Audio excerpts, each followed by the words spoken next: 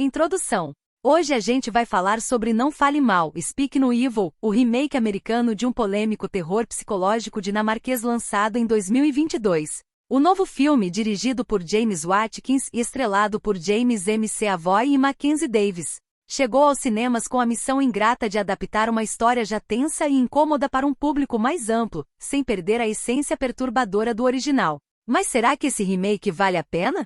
Ele conseguiu corrigir os erros do primeiro filme ou apenas diluiu a proposta sombria para agradar mais gente?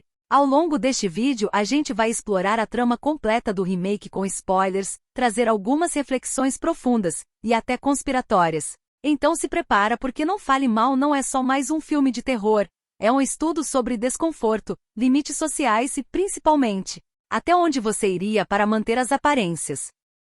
Sinopse completa de Não Fale Mal, alerta de spoilers. Durante uma viagem de férias na Itália, o casal americano Ben e Louise, acompanhados da filha de 11 anos, Agnes, conhece uma família britânica formada por Paddy, Chiara e o filho deles, ANT, um menino introspectivo, que segundo os pais tem um problema genético que o impede de falar normalmente. A simpatia inicial entre os dois casais logo se transforma em amizade, com jantares, conversas e momentos compartilhados. Apesar de algumas diferenças culturais e sociais evidentes, como o comportamento mais reservado dos americanos contrastando com a ousadia dos britânicos, o clima entre eles se mantém agradável. Algum tempo após as férias, Ben e Louise recebem um convite inusitado. Paddy e Chiara os convidam para passar um fim de semana na remota casa de campo onde vivem, no interior da Inglaterra.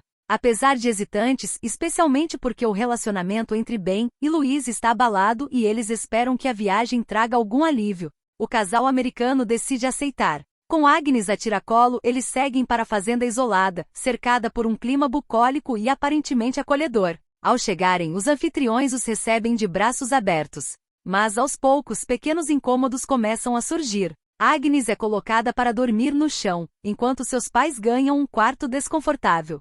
Paddy oferece carne para Louise, ignorando o fato de ela ser vegetariana. Ele insiste que ela coma, o que a deixa visivelmente desconfortável. A atmosfera vai se tornando cada vez mais tensa com episódios desconcertantes, como uma cena durante o jantar em um restaurante vazio, onde Paddy e Chiara simulam um comportamento explícito diante dos convidados, tudo isso seguido de risadas, como se fosse apenas uma brincadeira inofensiva.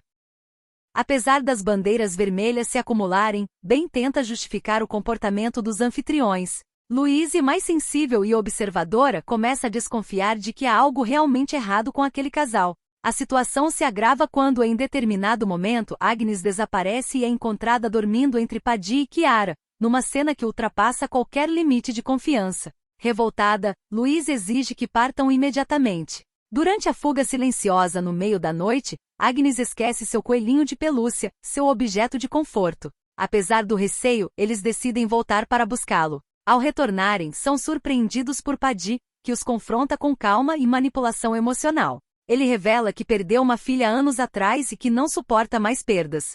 Com essa confissão, o casal americano se compadece e decide ficar mais um dia. Em seguida, Ben e Paddy vão caçar, em um momento que parece selar a reaproximação entre os dois homens. Mas o desconforto continua a crescer, com Chiara se impondo como figura materna de Agnes e Paddy se mostrando cada vez mais controlador com ANT, a quem ele trata de forma violenta e abusiva. Mais tarde, Agnes descobre um porão escondido na casa com a ajuda de ANT. Lá, ela encontra malas, roupas e objetos pessoais de outras famílias, junto com um álbum de fotos que revela o verdadeiro horror. Paddy e Chiara vêm repetindo esse padrão há anos, atraindo casais com filhos, matando os pais e ficando com as crianças, as quais cortam a língua para que não possam contar nada.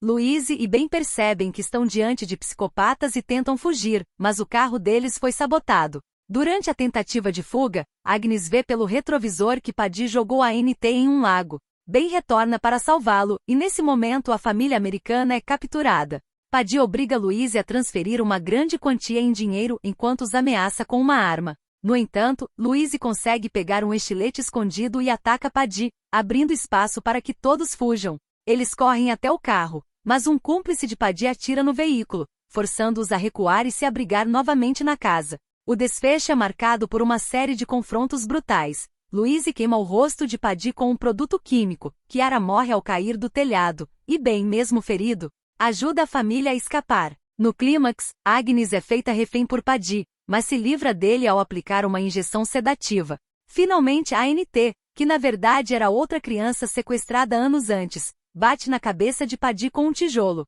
No final, a família americana escapa, levando consigo a ANT. Reflexões e teorias. Você leva seus demônios na mala. Uma das leituras mais fortes que Não Fale Mal oferece é a ilusão de que mudar de ambiente pode resolver problemas emocionais profundos. Ben e Louise, claramente em crise conjugal, acreditam que uma simples viagem em família com paisagens bonitas, clima ameno e novos conhecidos pode curar mágoas profundas, ressentimentos antigos e a falta de conexão entre eles. No entanto, o filme mostra que não adianta fugir se o problema está dentro de você. O que era para ser uma escapada de reconexão rapidamente se torna um pesadelo, não apenas pelo comportamento dos anfitriões, mas porque o casal já carrega dentro de si o colapso iminente da própria estrutura familiar. As tensões, desconfianças e frustrações entre eles não desaparecem com a distância geográfica, pelo contrário, só ganham novas formas de se manifestar. É como se o filme gritasse: não adianta trocar o cenário se o roteiro interno continua o mesmo. A viagem não funciona como válvula de escape, mas como uma lente de aumento para os conflitos já existentes. A passividade de Ben, o ressentimento de Louise, a incapacidade de se comunicarem com clareza, tudo isso os acompanha como uma sombra silenciosa. O terror verdadeiro não está na casa de campo, mas na convivência com feridas emocionais não tratadas. É um lembrete brutal. Quando você foge, seus demônios vão com você e muitas vezes chegam antes. Quem se justifica demais está sempre preparado para errar. Ao longo de Não Fale Mal, uma dinâmica curiosa e perturbadora se repete com frequência. Paddy e Kiara cometem comportamentos estranhos, desconfortáveis ou até invasivos, e sempre apresentam uma justificativa aparentemente razoável. Eles fazem Louise comer carne mesmo sendo vegetariana? Foi só um gesto de hospitalidade. Colocam a menina para dormir no chão? É uma casa simples. Deixam a filha do casal dormir na cama com eles? Ah, é só carinho. Aos poucos, essas situações vão se empilhando, e o que poderia ser visto como uma sucessão de mal-entendidos, ou falta de noção, começa a formar um padrão. E se existe um padrão, não é mais acidente, é método. Se toda vez que algo estranho acontece, há uma desculpa na ponta da língua, talvez o mais assustador não sejam os erros, mas o fato de eles estarem sempre prontos para serem perdoados. Essa predisposição a justificar tudo revela algo mais sinistro, uma encenação. Paddy e Kiara não estão apenas sendo inadequados, eles estão encenando uma farsa que exige a colaboração involuntária da outra família. É como se testassem os limites do que podem fazer, sempre caminhando na linha tênue entre o desconforto e o abuso, confiando na educação e no constrangimento social de Ben e Louise para não serem confrontados de verdade. E essa é a armadilha perfeita. A cada nova violação, os visitantes hesitam, racionalizam, cedem. Afinal, quem nunca comete um deslize? Mas quando os deslizes são constantes, planejados e seguidos de desculpas ensaiadas, é sinal de que os anfitriões não estão apenas errando e estão manipulando. A repetição das desculpas é o verdadeiro alarme. Ninguém pede perdão o tempo todo sem estar preparado para pecar de novo. Perdoar é uma coisa, querer ficar é outra. Em Não Fale Mal, fica evidente que Ben e Louise estão tentando salvar um casamento já abalado, e o motivo principal da crise, uma traição por parte dela, paira como uma sombra sobre toda a viagem. Embora Ben tenha dito que perdoou, suas atitudes revelam outra coisa, um homem retraído, inseguro, ressentido, que parece mais engolindo a situação do que realmente superando. E Louise, por sua vez, não demonstra nem paixão, nem arrependimento suficientes para sustentar a ideia de que eles estão ali por amor. O que se vê é um casal exausto, tentando forçar uma conexão que já não existe. O perdão, nesse caso, não curou nada, apenas adiou o inevitável. Essa situação escancara um erro comum de muitos casais: confundir perdão com reconciliação. Perdoar alguém por uma falha, mesmo grave, pode ser necessário para seguir em frente, mas isso não significa que o relacionamento deva continuar. Muitas vezes, o que mantém casais juntos após traições ou grandes rupturas não é o amor, mas o medo da separação, a pressão social, os filhos ou a dependência financeira. É o caso de Ben e Louise, que parecem mais presos a uma tentativa de manter as aparências, ou de não desmoronar emocionalmente, do que realmente dispostos a recomeçar juntos. O filme sugere que às vezes insistir numa relação perdoada é como permanecer em uma casa pegando fogo só porque você apagou a chama inicial. o calor ainda vai te consumir.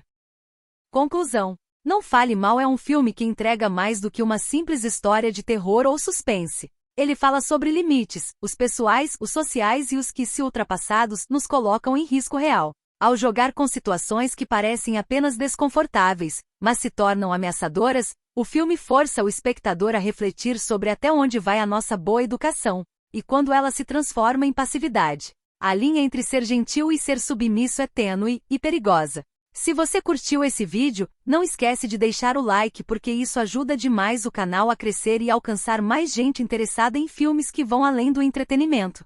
Se ainda não é inscrito, aproveita e se inscreve agora, aqui sempre tem conteúdo novo sobre filmes, teorias e aquelas reflexões que fazem a gente pensar duas vezes antes de aceitar qualquer convite. Ativa o sininho para não perder nada e, claro, comenta aqui embaixo. Você teria voltado para buscar o coelhinho? Eu quero muito saber o que você achou desse remake de Não Fale Mal. Até a próxima!